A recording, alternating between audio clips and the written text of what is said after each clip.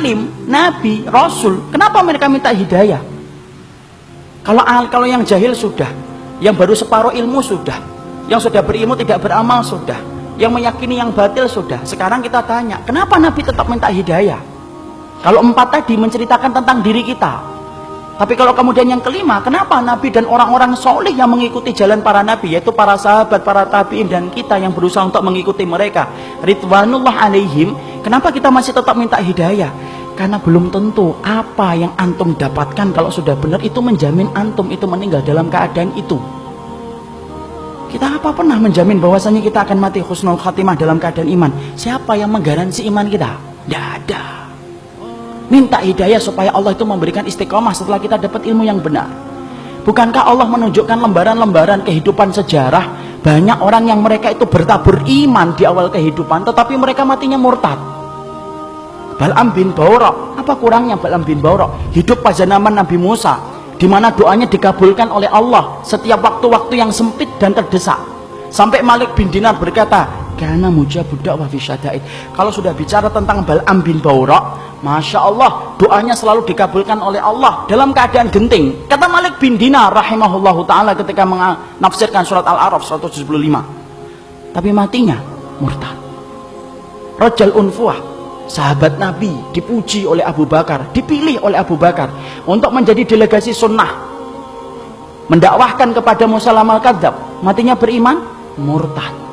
Ubaidillah bin Jahsy yang pernah menyelamatkan kehidupan agamanya sampai ke Habasyah. Ketika Nabi masih di Mekah, ikut di dalam hijrah yang pertama, hijrah yang kedua ke Habasyah. Beriman? Tidak, murtad di Habasyah. Kecintaannya minum khamr menjadikan dia murtad. Seorang muadzin yang diceritakan oleh Imam Qurtubi, murtad ketika kemudian tergiur dengan pesona seorang wanita yang dia lihat ketika adzan di tempat yang tinggi. Orang dulu ketika adzan naik ke tempat yang tinggi, melihat seorang wanita begitu cantik turun, ini gentle dia ini. Turun, dia katakan dia cinta sama wanita itu.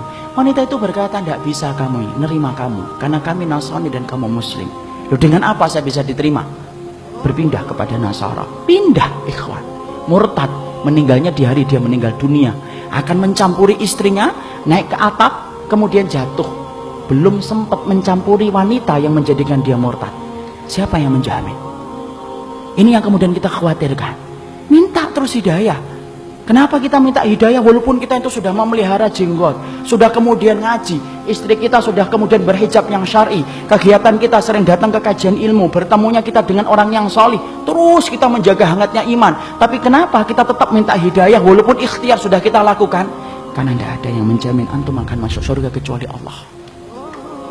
Ya, makanya sampai dikatakan oleh Rasulullah, ada di antara kalian, fa inna ahadakum la ya'malu bi amali ahlil jannah hatta yakuna bainahu wa bainaha illa dhira'un fayasbiqu alaihi alkitab fayamalu bi amali ahli nari hatta yadkhuluha. Makanya sampai Nabi beliau bersabda, ada di antara kalian yang melakukan amalan surga sampai antara dia dengan surga tinggal sejengkal, tinggal sejengkal ikhwan. Satu amalan tak langsung masuk surga itu harusnya, tapi ternyata catatan takdir mendahului apa yang dia lakukan. Lalu kemudian di akhir kehidupannya melakukan amalan penduduk neraka hatta yadkhuluha, sampai dia masuk ke neraka itu. Ada pula yang sebaliknya, fa inna ahadakum la ya'malu bi amali ahli nar hatta yakuna bainahu wa bainaha illa dhira'un fayasbiqu alaihi alkitab fayamalu bi amali ahli jannah hatta yadkhuluha. Nabi kemudian berkata sebaliknya, ada pula di antara kalian yang melakukan amalan penduduk neraka terus sampai antara dia dengan neraka tinggal sejengkal tak, kata Nabi. Tetapi catatan takdir mendahului apa yang dia lakukan. Dia melakukan amalan penduduk surga sebelum meninggal dunia, lalu kemudian Allah masukkan ia ke dalam surga. Antum tahu Usairim bin Abdul Ashhal?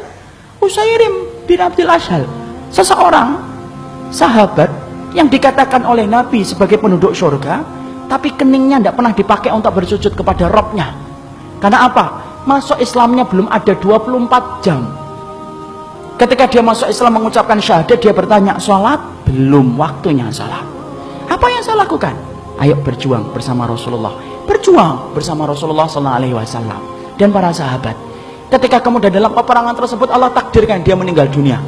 Ketika meninggal dunia, Maka rame para sahabat membicarakan tentang Usairim bin Abdul Asyhal. Sampai Abu Hurairah berkata, inilah penduduk surga yang belum pernah menempelkan keningnya untuk mencium bumi bersujud kepada Allah.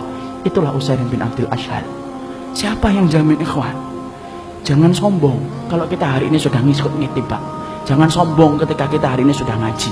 Belum tentu itu akan menjadi jaminan bahwasanya itu menjadi keimanan kita ketika meninggal dunia. Jangan magrur. Apa itu magrur? Tertipu dengan amalan kita, merasa bahwasanya amalan kita itu akan pasti menjadikan kita masuk surga. Siapa yang jamin? Minta hidayah kepada Allah supaya kemudian kita diberikan oleh Allah. Kalau antum betul-betul orang yang solih, supaya hidayah yang antum minta menjadikan antum diberikan istiqomah sampai antum meninggal dunia. Itu yang kita minta kepada Allah. Inilah pentingnya hidayah. Makanya di dalam kehidupan kita sampai Allah terangkan doa yang pertama bukan doa meminta ampunan. Doa yang pertama bukan meminta surga. Doa yang pertama di dalam Al-Quran bukan meminta perlindungan dari neraka. Tapi doa yang pertama, ikhwan, antum sebagai hambanya Allah diajarin oleh Allah. Kita diajarin oleh Allah minta hidayah. Karena kalau antum sudah dapat hidayah, antum diampuni oleh Allah. Kalau antum sudah dapat hidayah, antum dimasukkan surga oleh Allah. Kalau antum minta hidayah, antum akan dijaga dari api neraka. Dan itu didahului dengan hidayah.